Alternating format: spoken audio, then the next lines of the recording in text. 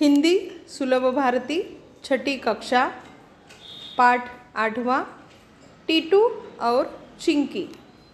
लेखिका है doctor Vimla Bhandari. Doctor Vimla Bhandari जी संवेदना से कहानीकार, मन से बाल साहित्यकार और सक्रियता से सामाजिक कार्यकर्ता है। प्रस्तुत कहानी में यह बताया गया है कि हमें सदैव मिलजुल कर रहना चाहिए तथा संकट के समय एक दूसरे का साथ देना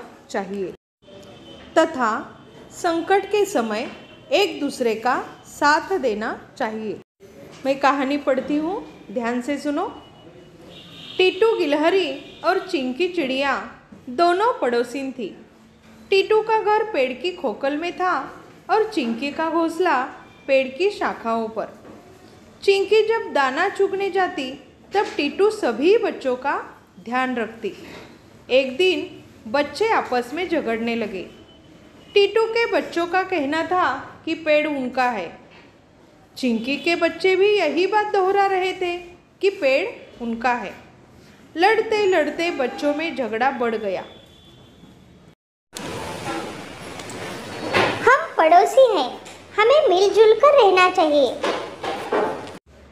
टीटू उन्हें समझाने लगी।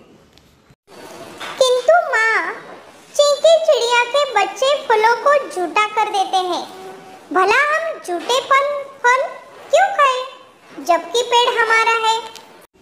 टीटू के बच्चे मिंटू ने कहा, तुम कैसे कह सकते हो कि यह पेड़ तुम्हारा है? चिंकी के बच्चे रिंकी ने प्रश्न किया। हम पेड़ के तने में रहते हैं, हमारा जन्म इसी खोखल में हुआ। पेड़ का तना हमारा तो शाखाएं भी हमारी, शाखाएं हमारी तो फल भी हमारे। टीटू के बच्चों ने जवाब दिया। यह सुन चिंकी के बच्चे फुर्र से उड़कर शाखाओं पर जा बैठे और कहने लगे, पेड़ हमारा है, इसकी टहनियों पर हमारा बसेरा है, इस पर हमारा नीड़ बना हुआ है जिसमें हमने आंखें खोली। हम तुम्हें टहनियों तक नहीं आने देंगे और न ही इसके फल खाने देंगे। टीटू गिलहरी यह सुन बड़ी परेशान हुई। बच्चे लड़ाई पर उतारू थे और एक दूसरे को पेड़ से भगाना चाहते थे। टीटू गिलहरी उन्हें समझाने लगी।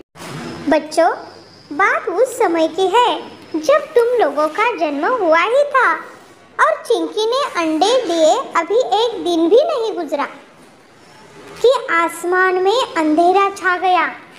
तेज हवाएं चलने लगी। डर के मारे चिंकी शोर मचाने लगी।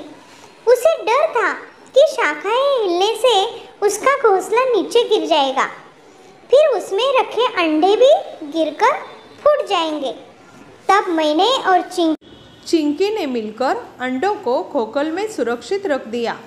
अभी कुछ देर हुई थी कि पानी बरसने लगा।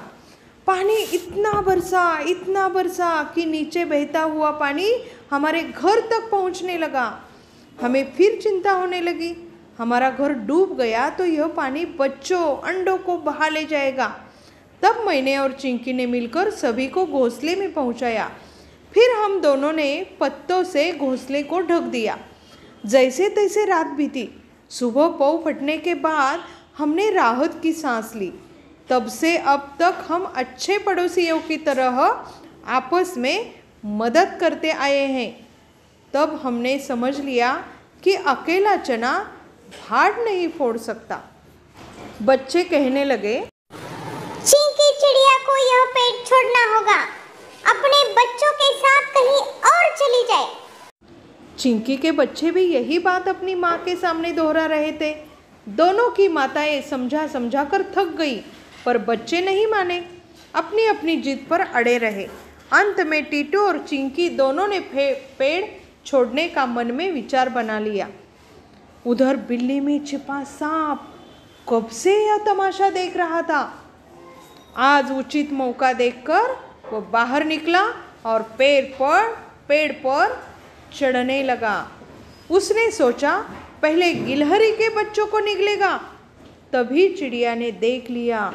वह जोर से चिल्लाई, सावधान बचाना, उन्हें मेरे घोंसले में छिपा दो।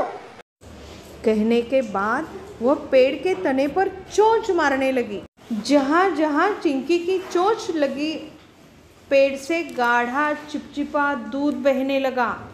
चिपचिपे गोंद के कारण सांप को पेड़ पर चढ़ना मुश्किल होने लगा। इधर टीटू ने एक एक कर सभी बच्चों को चिंकी के घोंसले में पहुंचा दिया। चिंकी के साथ उसके बच्चे भी मदद कर रहे थे। हालांकि अभी उनकी चोंचें नरम थी। थक हार कर सांप वापस बिल में लौट गया। टीटू और चिंकी के बच्चों ने एकता की ताकत को देख लिया था और साथ ही में पड़ोसी धर्म को भी समझ लिया था। अब उन्हें माँ के समझाने की ज़रूरत नहीं थी।